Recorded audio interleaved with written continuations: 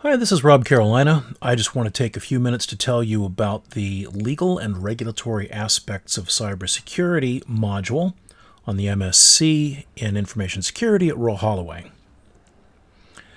First, by way of background, I've been a lawyer since the early 1990s, specializing in information and communications technologies. I'm general counsel with the ISC. I've been spending a lot of time in the last 5 or 6 years on Internet and root server system governance. And since the late 1990s, I've been lecturing at Royal Holloway. I developed the module on legal and regulatory aspects of cybersecurity. The focus of that, as you might imagine, has shifted a lot over time. So let's get down to the real question most students want to know. Why should I take this course, or what will this course do for me? Law provides a framework that describes both responsibility and liability. Decision makers are driven by concerns about what their responsibility is and what their liability might be. That leads us to the conclusion that law influences the behavior of decision makers. Law is, to use a term I first heard many years ago, a type of a power language that can be used to frame advice to directors, senior executives, any sort of like senior decision-making team will be attracted to the kind of language that comes out of the study of law. Within the study of law, you'll learn how to identify challenges, or what we often refer to as spotting issues, and then risk manage legal issues when you have limited assistance available.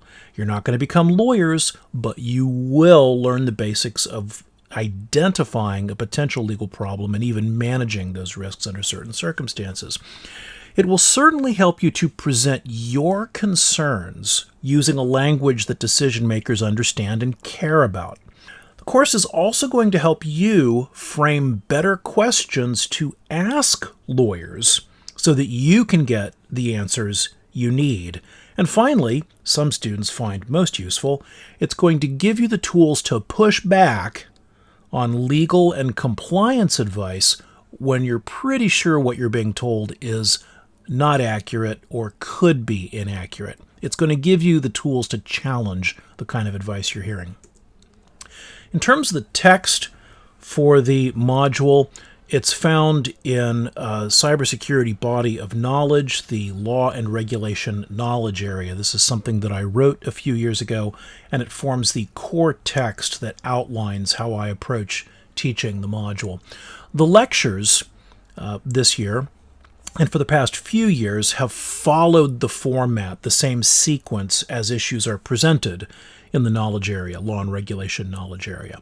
So here on this slide, you see roughly the lecture timing for last year, and this will give you a pretty strong idea of where the emphasis is going to be found.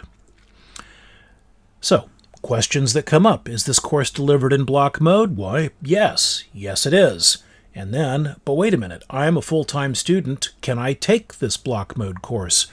Yes, you can. Because the module is only delivered in block mode, and that'll be taking place as early as possible in the year, in 2026, scheduled in January.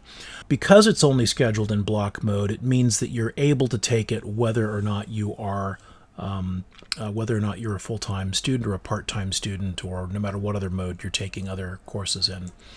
So the thing also that people ask about is they're worried, am I going to understand, or am I going to be able to engage productively with legal topics in a university course? First of all, you don't need a legal background to get through this module successfully. My experience is that anyone in the MSc program is capable of taking this module. The majority of students I see every year come from science, technology, engineering, and mathematics backgrounds, and then the remainder tend to be from non-law backgrounds. I've had history degree people, I've had philosophy students, business students, people who've never been to university before. So in 25 or so years, I think I've had maybe 3 people who've studied law on the course. Almost everyone else is from someplace else. And how do you get through it? you get through it because this is a course about law that's designed for cybersecurity students who are not lawyers. Bottom line, the pass rate for this module has been well within standards for the MSc degree since we started. In other words, the percentage of people who pass, the pass percentage, is well within tolerance of what we see on the degree generally. In terms of trying to reach out to people from different backgrounds, I spend a lot of time trying to figure out how to present ideas in ways that make it possible. So this slide, for example, talking about different uses of the word proof, with a great quote from David Gerard. I'll use mathematical expressions in an effort to express ideas that lawyers don't think of as mathematical expressions. I'll use Euler diagrams to try to explain the relationship between various bits of subject matter, whatever it takes to get the message across. And of course, I'll be in the room to answer your questions. So come to class with questions and you can get your answers right there. How is the module assessed? Well, that's currently a subject of discussion. We're going to be changing the assessment process for the module this year.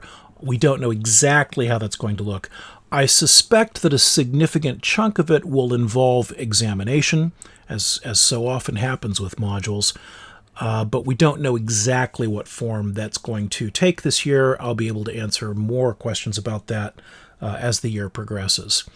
And if you want to know more about this subject, if you really want to take a deep dive on how I approach this topic, there's almost an hour-long lecture that's available on my YouTube channel, which talks a lot more about this problem of how do you know what laws are important in cybersecurity and how do you structure a module like this? How do you find things to focus on? So with that, I really hope to see many of you in the block mode delivery of this coming year. Thanks, and bye for now.